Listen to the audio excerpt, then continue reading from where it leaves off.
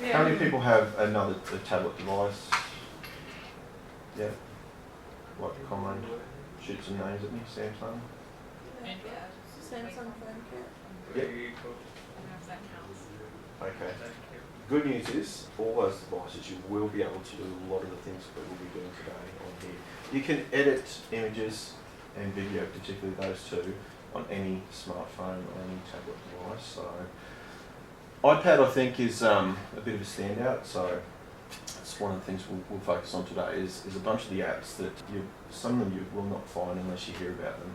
And one of the things with the App Store is it's a bit messy. It's not greatly organised unless you hear about app of the day or you hear something on the radio or a newspaper or someone says, hey, look at this app, this is really great. Sometimes it's a bit messy to find apps because if you put in keywords, it's not like Google. It doesn't just show you something that deals with vector graphics or something like that unless it's in the title. So it can be a bit messy to find things in the App Store. The one thing I was going to show you quickly was Discover apps. The good people at Apple showed me this one. This is on your list. So what you have to do here is just know the name of one app. So we'll just put art set in here.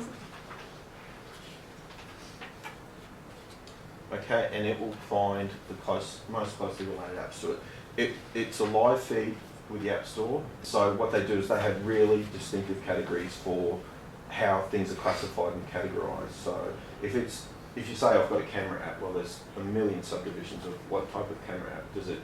Is it able to manipulate shutter? Is it just applying filtered effects over an image you've taken? Those kind of things. So you can click on these all day. We'll just, if you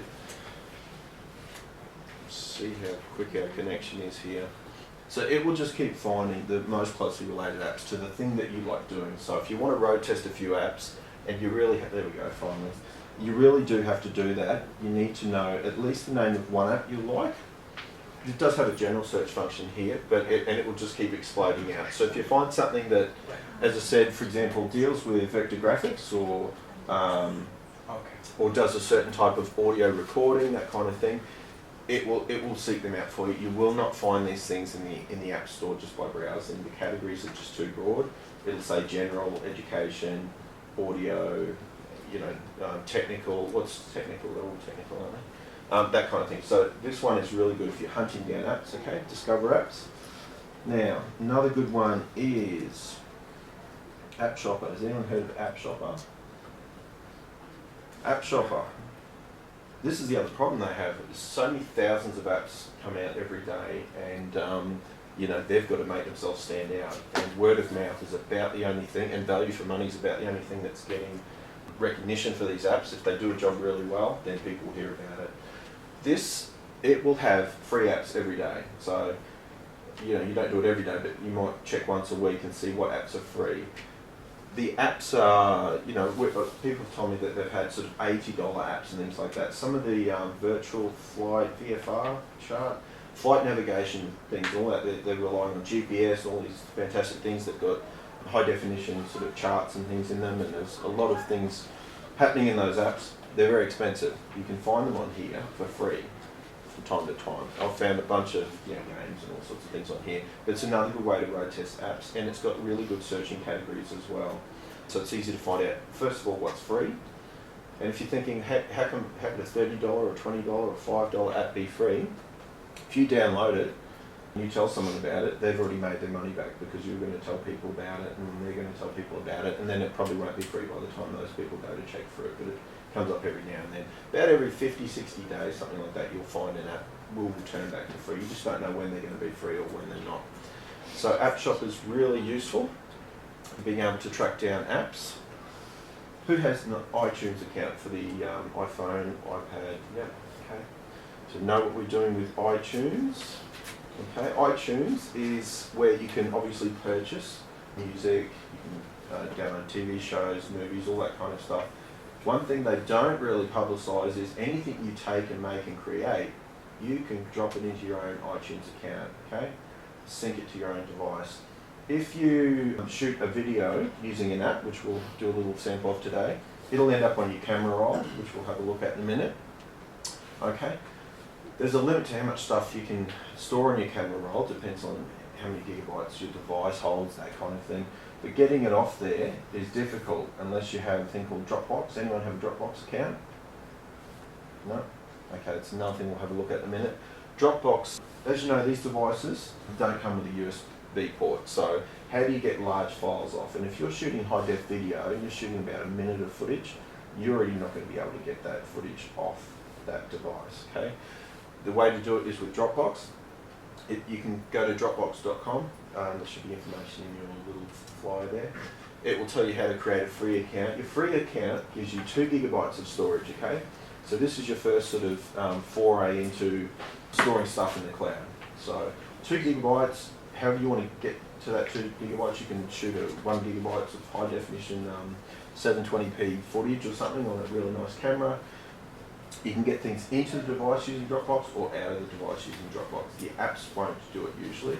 And with images, that's okay. Most images, even in high resolution, 5 up to sort of 10 megabytes. If you're looking at things on like Google Art Project, they'll get up to sort of 10 megabytes, the really top end high resolution images.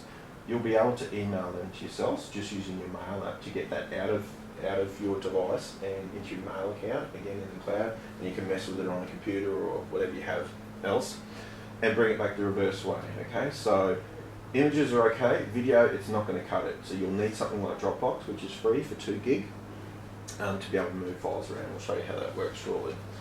Now the camera roll we just mentioned, on the device, down the bottom, you'll see the little photo icon. Now most tablet devices have a camera roll or another, and files, all kinds of things can end up in that camera roll. Camera roll has some limitations. Getting things it depends on how good your app is. If it'll give you an option to publish and save or export the file, whatever file format it is, to save to the camera roll, they're getting a lot better at it because they find that obviously people want to be able to save and store the things that they've been working on. Getting things to the camera roll still, though, pretty much depends on the app, how good it is. There is another app which you can get called File App Pro, which is up the second row there on the very right hand end. This is a really clever app. These guys spotted another oversight by pretty much all the tablet manufacturers. A lot of those restrictions about moving files around because they don't have ports and things like that. Most devices don't have ports. File App Pro means if you've got an app or a file or something that you want to move somewhere on your device, okay, File App Pro just overrides whatever the app tells it to do and says, I will make that app move that file out to this location. You can just select. So it's a really clever app, something that hopefully will be sort of built into the operating system eventually. So just briefly on the camera roll, you can create albums, okay? Everything you do exports to the single default camera roll, but you can create sub-albums and things there. Create slideshows as well. And when you move things into an album, you can move them from the camera roll into the album. So if we open up one of the albums here, we'll open up Spocky and edit. You can add photos to the top right hand corner. Okay, and then it'll talk back to your camera roll, and if you say, okay, I want to add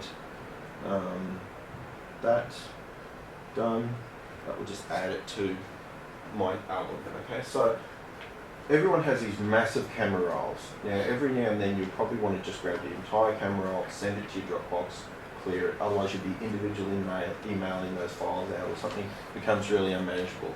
Dropbox is really clever. You can just grab your camera roll, export it, and deal with it on another computer. Sometimes, I guess, and the purposes of today are to show you some apps and things that will deal with images, video, that it's to give you an idea and get some really quick results. So a couple of the apps we'll look at shortly, you'll be able to achieve results much faster than you will on a PC, say using Photoshop or something like that, or a Mac.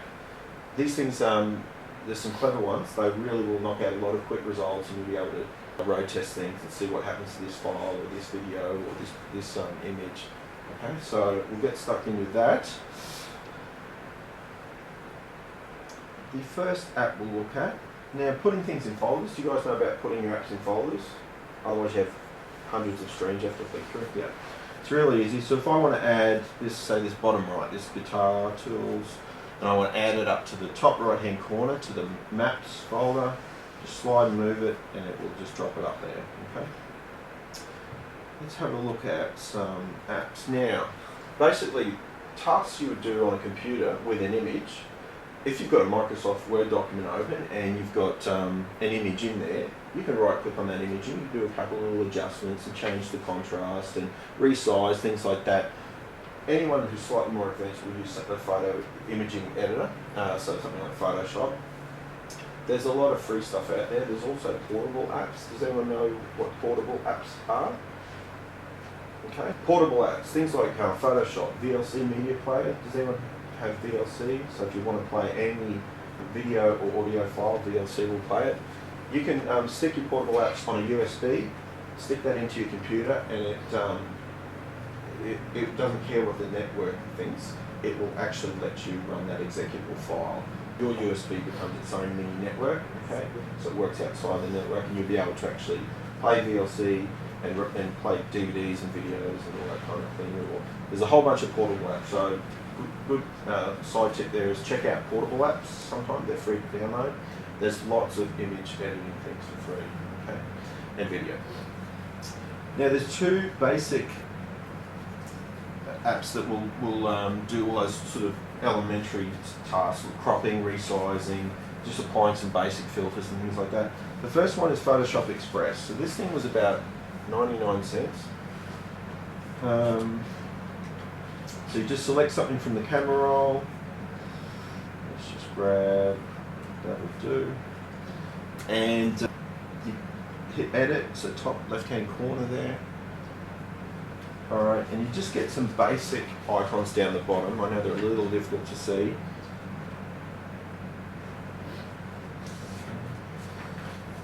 Second one along here, it's probably where the action starts. So things like cropping, straightening, rotating, flipping. So if we just want to rotate, for example, and we can just pinch and move that image around and select where we want to keep it. Flip, we'll just let's hit crop. So if we want to zoom in on a little section, just you get a bounding box. Just select where you want to crop. Hit the little tick and it will make that crop for you. Next one, you've got things like exposure, brightness, contrast, hue and saturation, tint and temperatures. These things have little slider bars that will adjust exactly what those things are, the hue, saturation. Some really basic filters. So if you want to colorize, soft focus.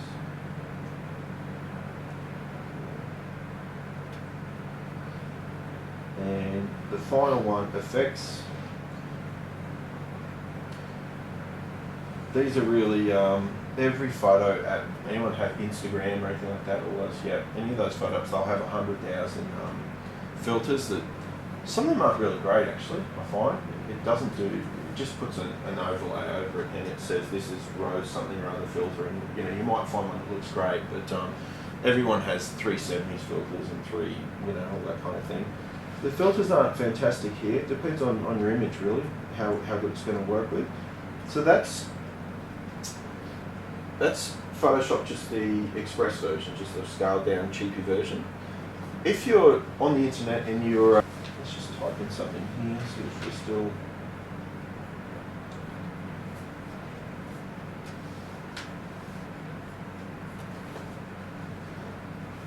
when it comes up. Now, taking a screenshot, that's something you'll find. One nice thing the iPad does is if you're on a PC, sometimes you right click on the image, save as, it will say, copy protected.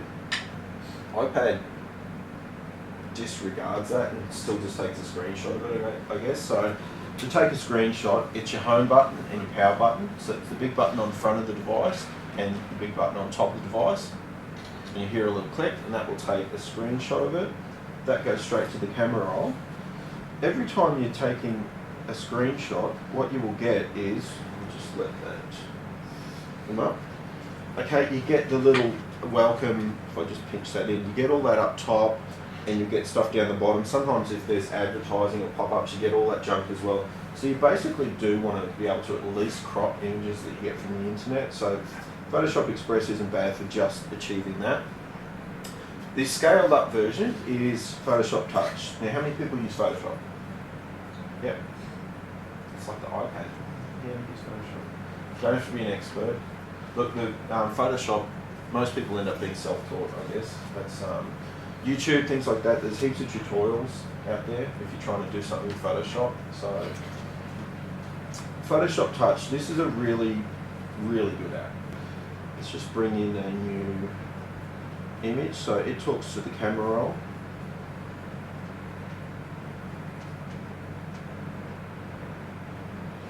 Let's just grab something, add.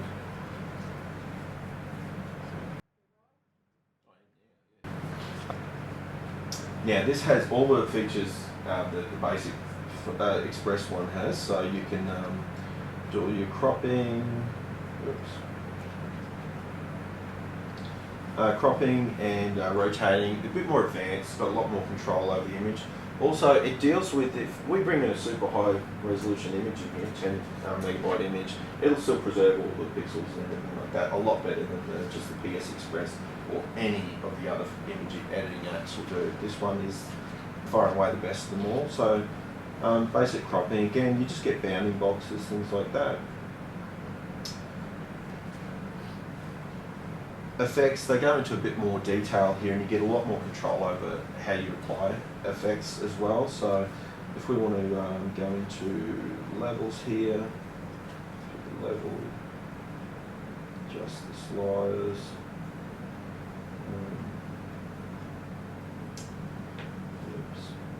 and go to some curves.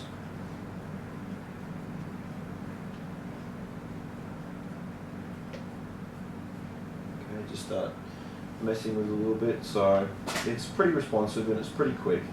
You've got quite a few filters that are actually part of the Photoshop package as well. So you've got things like thresholds,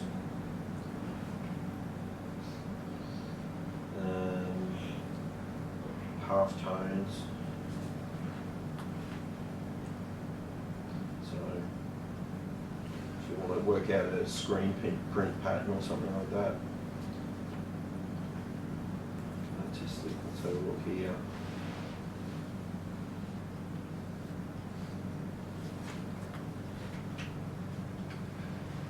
Alright, so just that's the kind of stuff you can do essentially. You can export in and out. There's a lot of hidden toolbars here, so if you go over to the left navigation where you see mode and anti-aliasing and things like that, once you go down here you'll get all your magic wand selecting tools, things like that as well. They're quite clever. It's not quite as easy as maybe using a mouse and using Photoshop on a big screen, so it's a little bit limited, but you can still pinch in and go up and use all those tools to select areas and all that kind of stuff, so it's not bad at all. That one was probably the most expensive app I think we look at today. It was about $5, Photoshop. Alright, let's have a look at some fun apps. Satchemizer. This one's one of the ones that's on your list here. It's Philip IV, King of Spain. This thing will just mess with the pixels that are in there. So there's a lot of editors and things now. Has anyone heard of hexadecimal editors? Yeah, okay.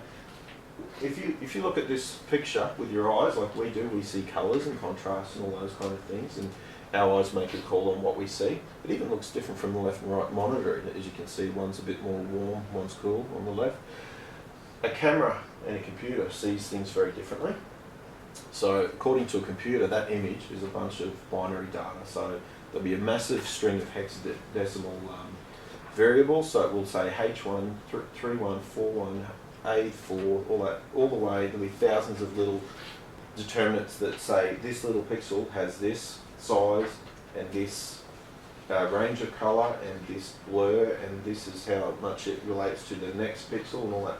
That hexadecimal stuff is all in the background. Don't need to know about it, forget it already.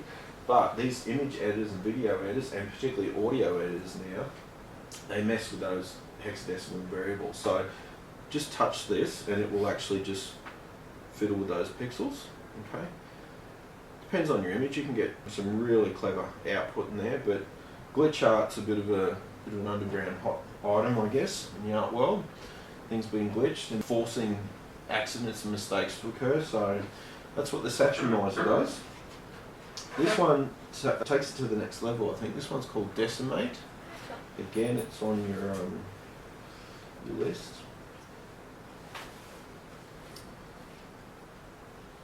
Let's bring something in. Just bring Spocky in. I'll show you an example of one we did with the group a while ago. So this thing has heaps of filters, heaps and heaps of filters. And when I was saying a few minutes ago about you can get some quick results with this device and other devices, you can select filters. So that bottom right hand corner will just show you a bunch of filters that you can apply, and you can apply multiple filters as well.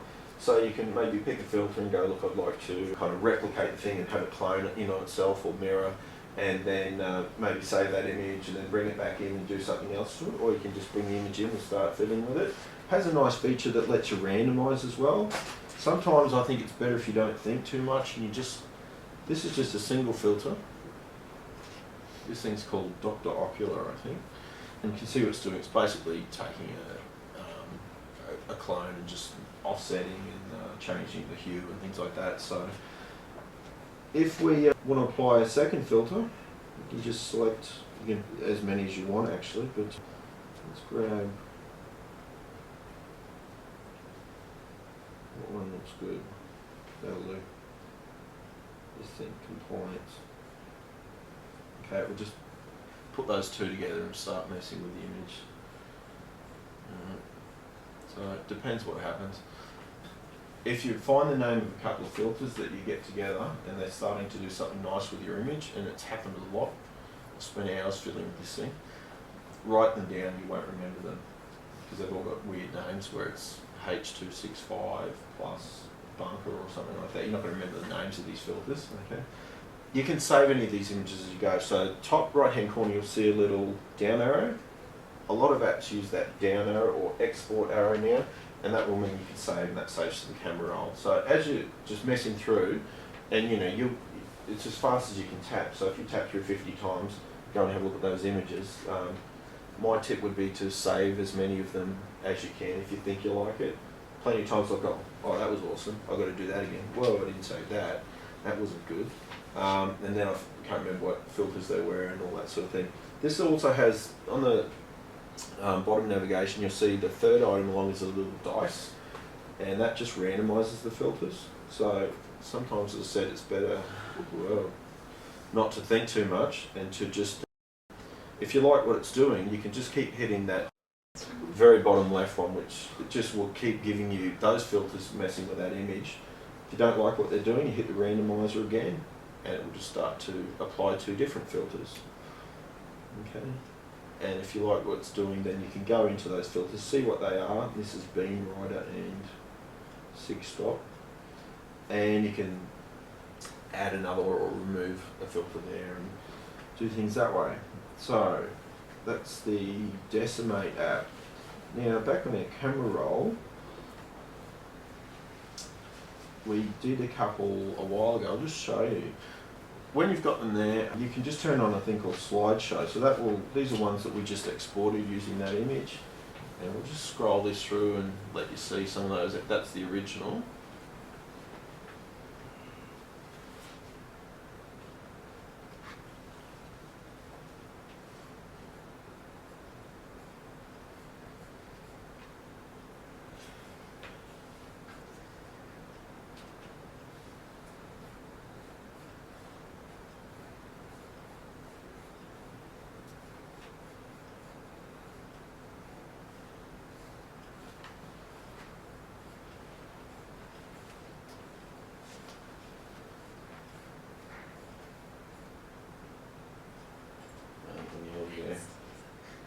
So you get the picture.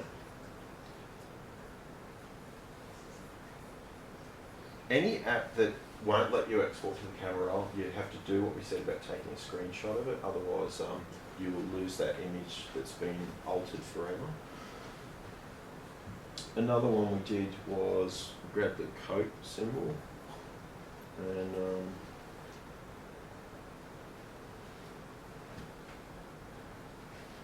started messing with the graphics. So again, you just get kind of quick results. I mean, a lot of it you probably just discard. Can give you good ideas. Often these things end up replicating what sort of a screen printer and lino cut or something would look like, and there's some apps out there that do that as well. They don't do them particularly well yet, I don't think. So, alright. Now, there's a bunch of apps that will let you just quickly mess with an image, I guess, and they're sort of targeted at kids, but I think some of them should be definitely targeted at adults. Artset, there's heaps of these out there. Most of them are free apps now. So this will let you just bring in a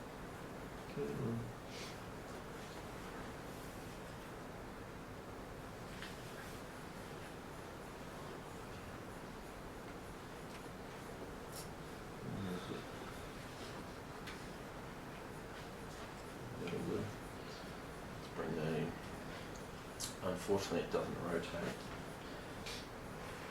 Looks good for me though. So you can just pick your colour. So you've got a nice colour palette there, it's fairly extensive. And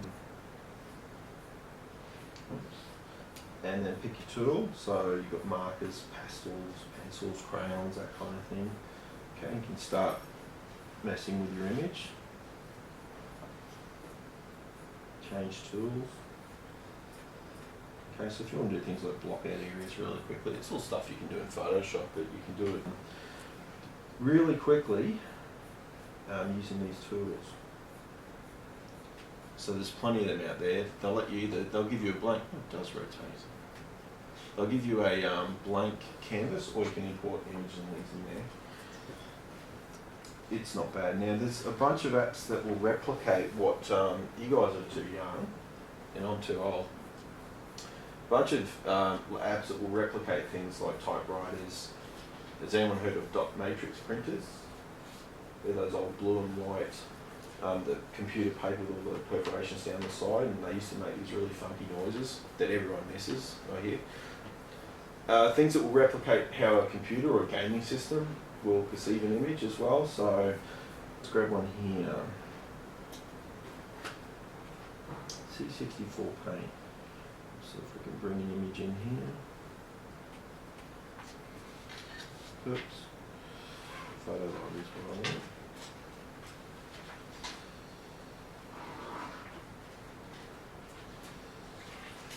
Something there. Okay, and it will just,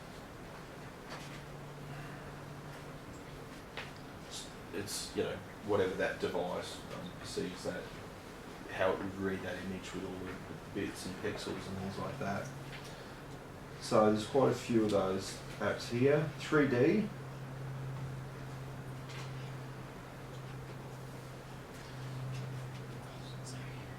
Who's seen a 3D movie in the last 12 months? You don't have to name the movie yet. Do you know if it was actually 3D, shot in 3D? Or?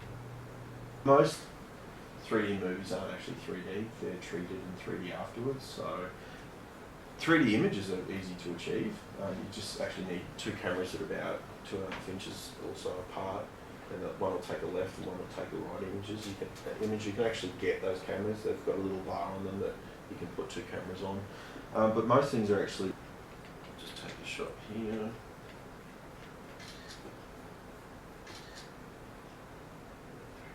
Okay, you get stereoscopic image, so you get a nice little anaglyph, and there's a few versions you can get. Some of these apps will actually adjust and tell you, okay, stop now, because you've moved far enough that it will take the right image, so you have to sort of fiddle with them a little bit, but they'll actually do 3D images as well as video, so they're quite clever. Now that's another thing. When you're moving between, if you've got apps open, you know if you grab, do the swipe, it'll just swipe between all the apps you have open. And if you want to close all the apps you have open, double click obviously on the home button and just shut stuff down that way. So we'll shut some of these down.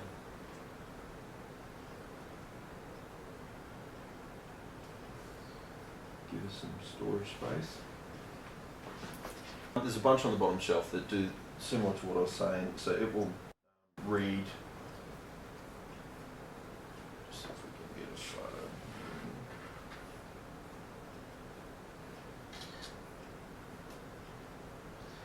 And you've got a whole bunch of settings where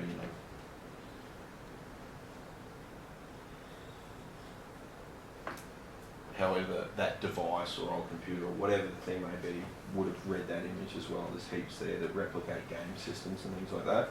We won't go too far into those because they get really sidetracky, or I get really sidetracky. Computers, typewriters, things as well. Virtual typewriters. Has anyone ever seen typewriter art? It was a big thing back in about the 1920s, I think, where they used to put paper in and work out sort of a grid. And I found a few apps that can do that. Dot matrix, that will actually, that's that groovy sound. Well, you can bring in images, so let's just bring something in there. Bring Okay, you can make your own stuff in there or bring images in. There's heaps of those apps out there. In the last 6 months, a lot of the museum apps have really come a long way. So this is the other problem I have is if I find an app that I think is not really performing and it's not great, I just forget about it and I don't go looking at them again. Well, I've sort of learned my lesson. You have to give some of these guys a chance because some of the apps, they put them out there a bit too early, I think, and that they don't have much more than basically a business card for whatever that institution or whatever it is. But you can visit them again 6 months or 12 months and find they've got a really great app. Some of the museum ones now are starting to get fantastic. There's a lot. Let's have a look here. Thyssen Museum. Anyone ever been to Madrid? No? Put it on your list of things to do, guys. Okay. Now, this one has a lot of virtual tours. Now, has anyone ever seen a virtual tour? With virtual tours for art exhibitions, retrospectives and things like that, these guys are really doing a great job. Okay, and you can go for nice little virtual tours. They've got heaps here. Not sure which one's the best, but this will actually take you through that exhibition, which none of us got to. So you can walk room by room. Usually you can go up to an image and read the little bio and you get an actual super high resolution version of the image, so it's quite good. So virtual tours are pretty good. The Louvre one's quite good because if it's going to be a while, you think, before you can get to the Louvre, looking up the books and things is nice. This will actually give you a really good indication of what you're in for, and you can go through the underground galleries and things like that and view a lot of the artwork as well. And it's got all the audio tours and stuff as well, and they're quite comprehensive, the English audio tours for the Louvre, so you don't have to actually be there to pick them up. You can grab them and download them now. So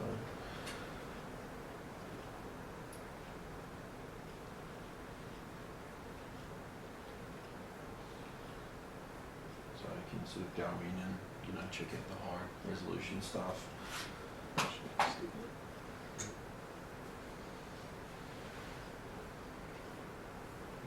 Prado, we'll have a quick look at Prado.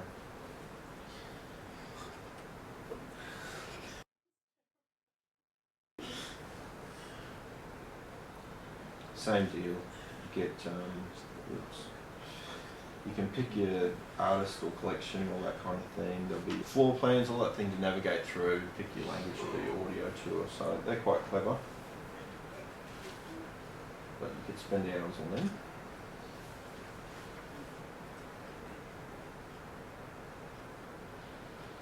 Alright, photography. So heading closer to doing the stop motion stuff. In the instructions I did for you guys, there's the final 2 pages tell you about if you want to have a crack on a PC, if you want to have a crack using Photoshop, if anyone has a Mac using either iMovie or Final Cut Pro, and the final one's an app which was 99 cents, which I only discovered yesterday, the day before. So I'm not an expert with it, but it's really quite clever. Photography apps. The camera that's on the iPad isn't as good as the camera that's on the iPhone. Okay, so they're catching up. So that's one of the things. So sometimes you want to bring your footage or your images, your digital stills, in and then mess with them. Sometimes you want to use the device. The stop motion one's quite good actually. It's quite clever the way it uses the camera. If you just go to the camera, which is down the bottom, second from the right, okay, if you just go to the camera on your device, probably notice you don't get a lot of options and settings in there, okay, it pretty much takes a snap and that's it. Not really great, but there actually is a lot of functionality there. I can't control ISO, shutter speeds, all those kind of things, but I can download an app that will access those parts of the camera and manipulate it that way. So the camera feature by itself isn't great. It's point and shoot, and you can toggle between taking a still or shooting some movie. But there are apps that can actually access greater features of your camera. So things like down the bottom here, this slow shutter. This is an example where I'll just see if I can pinch in on it. How many frames per second and things like that you want to shoot, you can manipulate that here. You can't do it in the camera app by itself. So plenty of apps like this which control how many shots you want to take per second, how fast you want the shutter speed to go. So if you want light trails or something like that, all that kind of thing. So there's some clever apps out there that will do that. Let's have a look at Shake It Photo, first one. Anyone got a Polaroid camera at home? Yeah? A new one or an old one? Spirit 600s. Okay, so you're a bit of a photography buff? Yeah. Yeah, okay. Polaroids are back in a big way. This will just take a shot.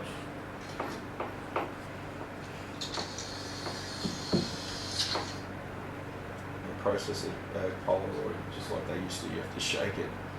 They didn't probably shake it enough. Come on. It'll expose. A lot of apps that will do that.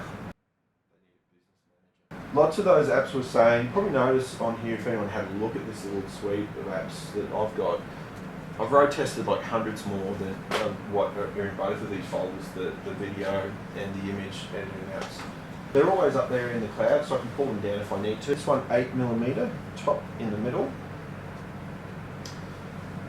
This is fairly typical of a lot of these fairly high-end, I suppose, video editing apps. Let's get our little guy in there.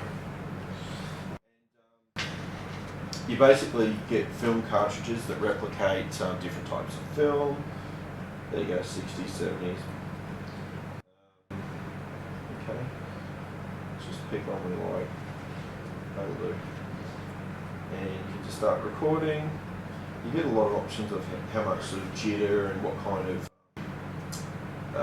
if you want film grain and all that kind of stuff replicated into it as well. So that will just shoot that, and it will go and process that film for you. Okay, and you can go and mess with that in another app if you need to. It's not bad. Another really good one. We haven't looked at any apps so far that actually use the clever stuff, the GPS and things that are actually on the device. Has anyone heard of 360, the Panorama app? Yeah, no. It was only like 99 cents, but it constantly is in the top 10 list of apps. And considering all it does is take a panorama, that surprises me. But 360, now this connection might mess with me a little bit. What this does is that it will use GPS and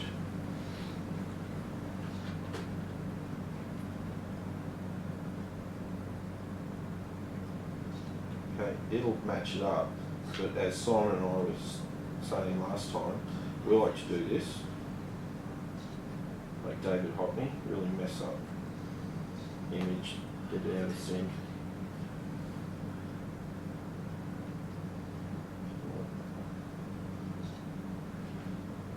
Start to fiddle with it. Not playing. This connection's not great. Like having a cubist sort of view of the world. It's really quite clever, and you can export to that to the camera roll. So it's quite a clever app. So there's a few out there that are replicating what it does now as well. Now, yeah, we'll get straight to this one, I think. Stop motion. This little app here, I have looked at, and Simon's looked at, I think David did as well, quite a few apps for dealing with stop motion. It should be easy. You've got a camera roll and things like that already, a device that can take photos, stills.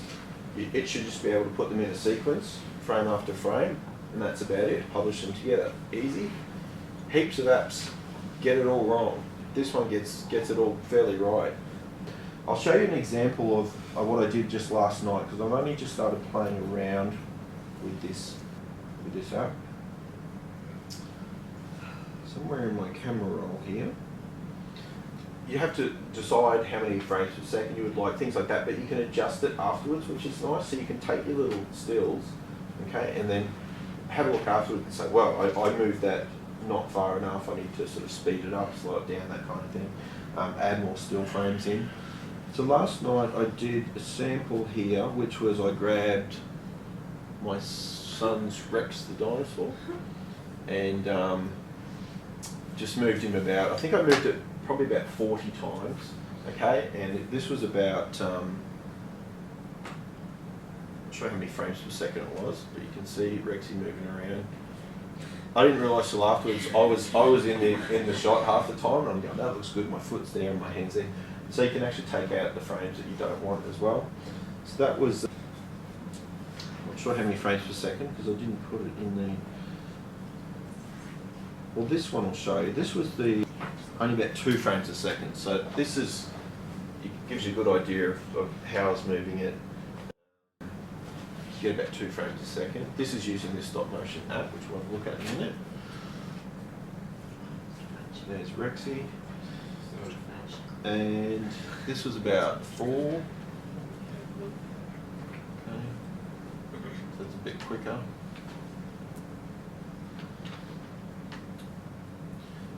Now, as well as taking your stills and things, it'll give you some rendering options of if you'd like to apply a style to it. And remember, as I said before, with apps, sometimes do some things with your material with one app, bring it out and use another app that does something specific, because you won't find apps all the time that do everything you want them to do. It's a constant sort of source of annoyance to me. Yeah, what I did at the end, I sped it up, and these stop motion things seem a bit sort of silent, and that sort of works with some objects and some sort of themes that you want to explore, I guess. But I just added a couple of simple effects here and a tiny bit of audio.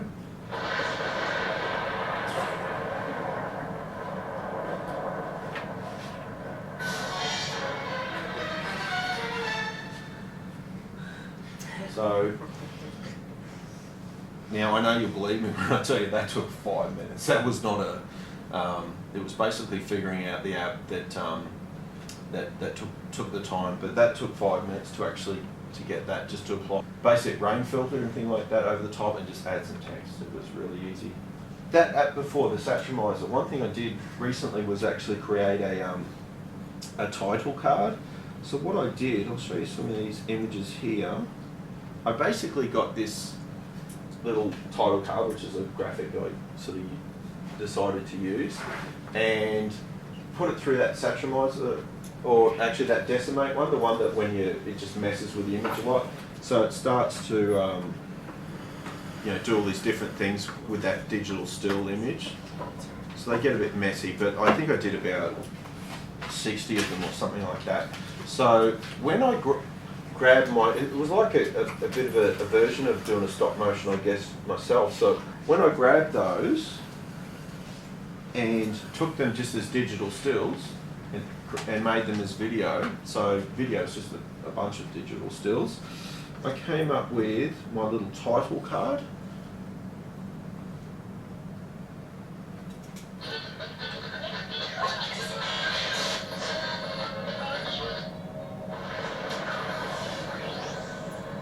Which still needs some work, but that's just a bunch of still images. It's like doing stop motion. I just took the image and decimated it, did things to it, got some audio, played it backwards. It was Mozart and a TV and a radio or something, and I turned them backwards, sped them up, changed speed. and just match it up that way. So don't rule out, I don't know what the boundaries are for your stop motion, whether you are going to use audio or titles or text or things like that, or effects, transitions.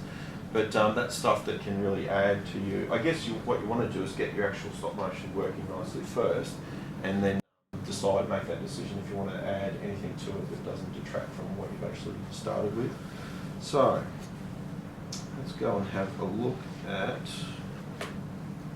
the stop motion app to keep a hand on this little guy there. Just stand here. Yeah, what I'm going to do is get you to move him shortly. Now, one thing when you're doing stop motion, this is one thing I just completely overlooked, and I went, that is so obvious, why didn't I think of that? I should have done a little research on stop motion. You want your camera still not moving, pretty much. I didn't think of that. You don't want it moving. You want the stuff to move in it. A lot of stop motion, when I looked up and did just YouTube and things like that, Google, they were shooting from different angles and things like that. It kind of wrecks it. It also makes it harder to edit. So if you've got a permanent fixed shot and something's moving in or out, you can deal with those frames and take things out that don't need to be there. And it's much easier to actually deal with. This app has some clever features because there are tripods and things that can actually, if anyone's tried to take a photo or shoot some video, you look kind of nuts with an iPad because you're doing this, trying to keep it still, stuff, that kind of thing. Doesn't really work. This thing, if you set it up on a tripod or just get it still and in position, you can clap and it will take a shot every time you clap. So everyone at my house last night was going like this, trying to help me out here. So it's got really basic settings for bottom right hand corner. You can see the settings. Okay, onion skinning. Has anyone heard of onion skinning? This will give you an idea of where the last frame you took was positioned, so it actually keeps it in shot and you get a semi-transparent reference, so you know how much to move this guy each time, that kind of thing. I'll show you how the clap version. Should we go with the clap one or just let it automatically go? Yeah. That's what I reckon.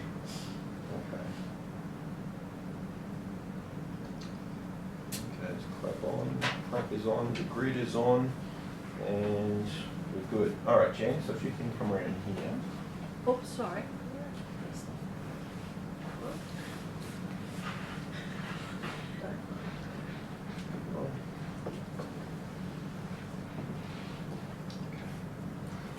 Hard with this connection, sorry. Okay, so I'll tell you just to move your hand each time, Jan, and you can just move him about. So keep an eye on the screen. So just leave him there so you can move your hand. Okay, now someone clap. Okay, move him a bit, Jan. Someone clap. A bit more.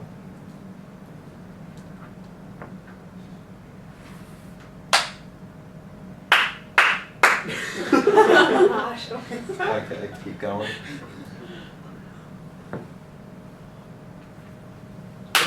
My hand's there. That's right. We'll show you how we can take out. Can you move him again, Jan? Show you how we can take frames out. Well.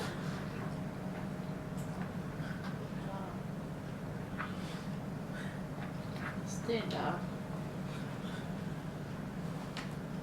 Okay, clap. You saying clap is really good.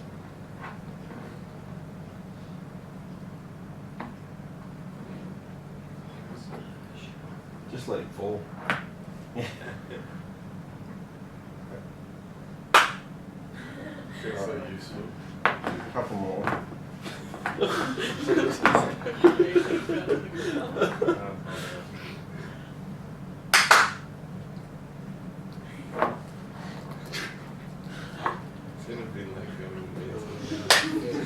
Alright, I think we'll leave it at that. Thank you, Jan, that was excellent. Okay, so now that gives us an option to have a look at those frames in a sequence and pick out any we don't want, like I think Jan's hands may have been one of the shots, I'm not sure. But that onion skinning, if you can see on screen, it will show you where you will last position, so it gives you a nice little visual cue. If you're just doing it by eye and with a camera, you don't get that, so it's hard to know, do I move it that much? Or, you know, try and think of something like whether it's everything's like a centimetre movement or something like that. Basically, if you're like me, you want to just take heaps of frames and then quickly have a look. Try and be patient with it and take as many frames as you can. If no less than 100 frames, I would say, just for anything, any stop motion project. If you look at those little Lego ones and things like that on YouTube, there's hundreds, probably about 260 frames at least in most of those. There's a lot of frames. You got a slider down the bottom with frames per second. So if we can just set it, let's just put it at 4 frames per second and preview our little image. Well, you did that many times. It was the clapping that did it. So you can see, we'll just slide it up and we'll speed it up to a few more frames a second. We'll turn it right down and have a little look.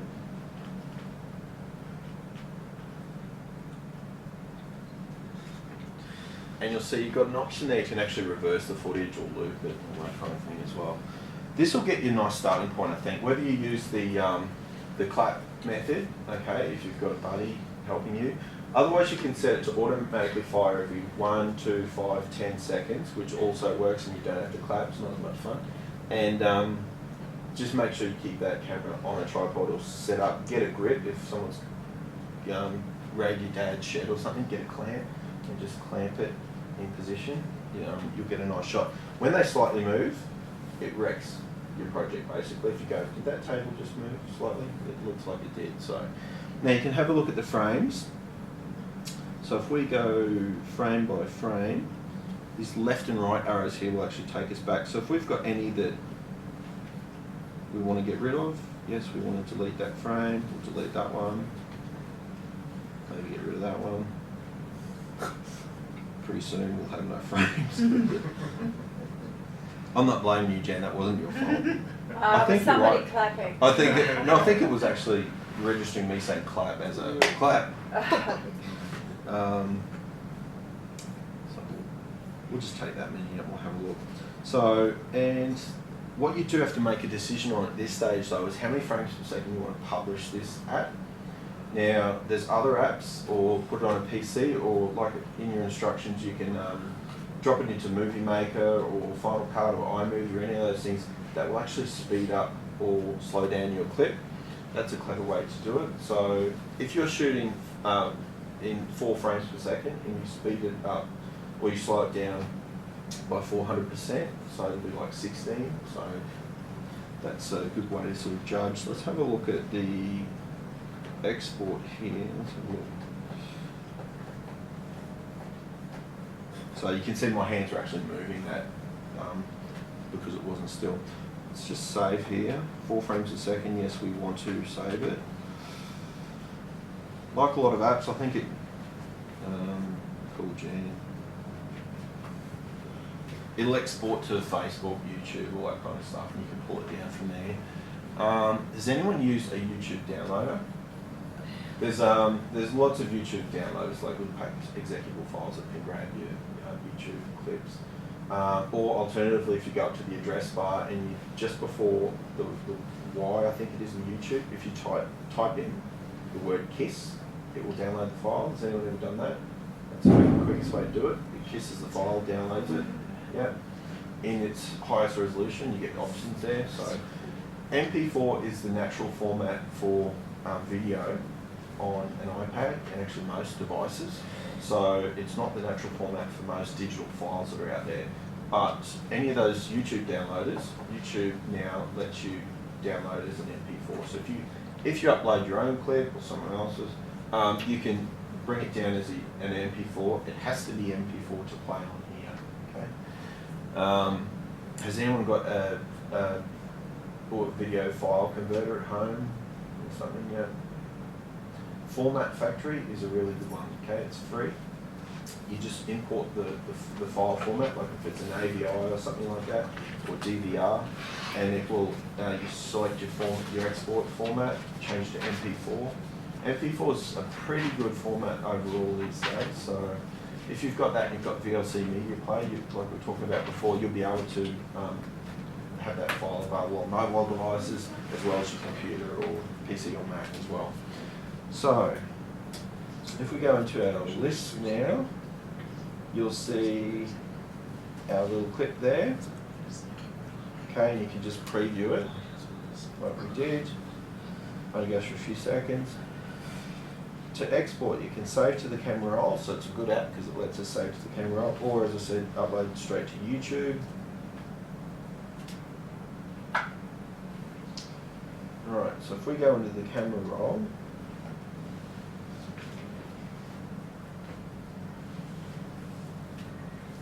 see what I mean? How many photos? We take 15 frames or something, and we've got 4 seconds of film it. So that's not great. So yeah, but that gives you the idea. This was to give you the idea. So yeah, back page of that tells you a little bit how to, I only wrote that this morning, that tells you how to operate it. Stop motion recorder, where the settings are, the frame counter and things like that, how the camera works, and turning on onion skinning and a grid. Grid's nice as well to position things, so you know you've got things in the right spot. So that's a little bit about stop motion recorder. Anyone have any questions about stop motion recorder? No? Just a quick question. Some people have taken just ordinary photographs using a camera. Can you import those frames into That's a good question. that sort of app? Or some of them out there? I'm going to say no and then say yes when I get excited to find out that we can. Just wondering if you can slot extra stuff in there. Yeah. Let's have a look. Settings. No, it doesn't look like you can. Oh, that's a pity. There you go. The functionality with everything else was pretty good, but no, it doesn't let you import. But when you export that file, again, you can use Windows Movie Maker, any of those free programs that are in the list there, where you can insert frames there. It will grab your video and actually create frames from it. So you can easily sort of manipulate them there as well, or crop the whole thing. iMotion HD, I think that does. Okay. I think that does. Let's have a look. New movie.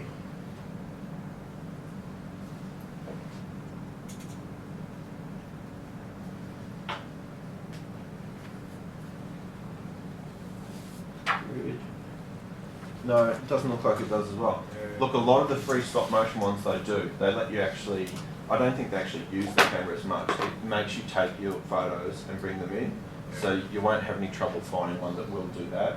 As I said, no app seems to be perfect with everything, so you might find that you want to use one of those to bring your images in.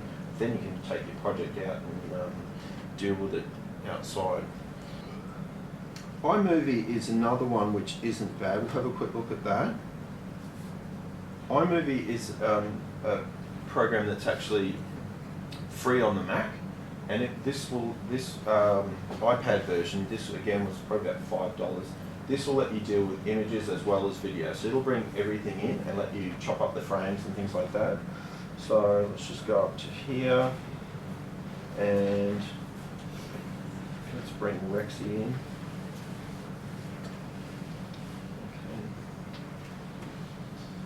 Move it that way for me.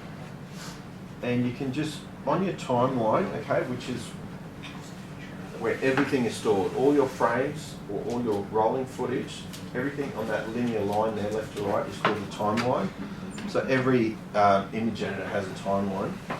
You can just select items here and move them around. You can, let's bring that one in. You can trim them. Okay. So if you want that one to go for, you know, it tells you there, 2.2 seconds at the moment. If I want to take it back to, if you're doing stop motion, usually if it's a digital still, you want it for about 0.5, something like that, of a second per frame. And you can move and position around where you want that frame to actually snap and things like that. So it's not bad, but it's about $5. So it will publish files nicely as well in sort of high definition as well. So if you've got images, video, another thing obviously, with your stop motion, some of the ones I've had a look at just when I was sort of doing a bit of exploration is they actually didn't do stop motion, they kind of cheated really. They actually took video, but then they extracted stills from the video and went, that's where I should have taken that shot, that's where I took it, and put them on the timeline. They actually cheated and did some video, but they extracted the frames and it still has that blocky sort of appearance. So, you know, there's heaps of ways you can do that. You can take a screenshot, do things that way, but I thought that was quite clever that technically it wasn't stop motion. Well, it was the way it was rendered in the end, but they didn't follow the process that you would expect that they follow, where they take a bunch of sequential images. So hopefully that's given you a little bit of insight into some of the photography video apps there. There's a bunch. Yeah, I think we've pretty much covered most of them. Anyone have any questions on images, video, stuff on iPad generally? Have a think about it. What was that last app called? iMovie, this one. That one there is iMovie, so it's a scaled down version. Again though, look, it's probably worth it for the $5 because it's free when you buy a Mac. iMovie it comes free. It's getting better all the time, this one. This is one of the ones where I checked 6 months ago. It wasn't great, but it's got a lot better since. And you actually can do a fair bit of editing on the fly, I guess, with these. So it's not bad at all. And it'll let you take freeze frames from here. So if you had a video you took, you could bring it into iMovie and actually take out and extract stills from it as well. So that's something to probably consider. I just think whatever solution you find, you may be using more than one app, more than one piece of technology. Your iPad's going to be a great help to you. I think it's actually been easier to do this on an iPad than with a camera, computer, you know, doing it that way. But you probably find that you can do pretty much everything on the iPad if you really want to. Maybe have a look at those other. There's plenty of free apps out there that do let you bring in import from the camera roll as well, which is the only thing, good tip, that that stop motion recorder doesn't do. So have a look at those. So we have the iPad 2s that we borrowed from the library. Mm-hmm. Are we able to have those sort of apps on those so we can use It's an ICT thing, we'll have to. Yeah. That's, So we will just put something up. You can use, on those devices, if you've got your own iTunes account or you want to set one up, which is free to set up iTunes, if you want to part with 99 cents, you can load that, these apps onto your device, maybe do it in groups or something like that if you want to, I guess. That's an option. Or don't forget the ones that are in here, things like Movie Maker, that's free. Okay. So there's other options that you can use. So all the apps we actually use today, the links are there in that document as well, so I hope it'll fiddle with them. Let Simon know if you find any really good ones that we don't know about as well. And that's about it from me. Okay, Brendan, that's really good. No, that's very informative. Thank you very much for that. Champing us a bit now to get our stuff done. All good. I'm dying to see some of these projects. Do I get to see any of these at the end? Or? Oh, you betcha. Oh, cool. Yeah, Really good. Yeah, for sure. Excellent. Okay, all done, all in. All right. Further questions? Well, Thanks very much, Brendan. Much all appreciated. right.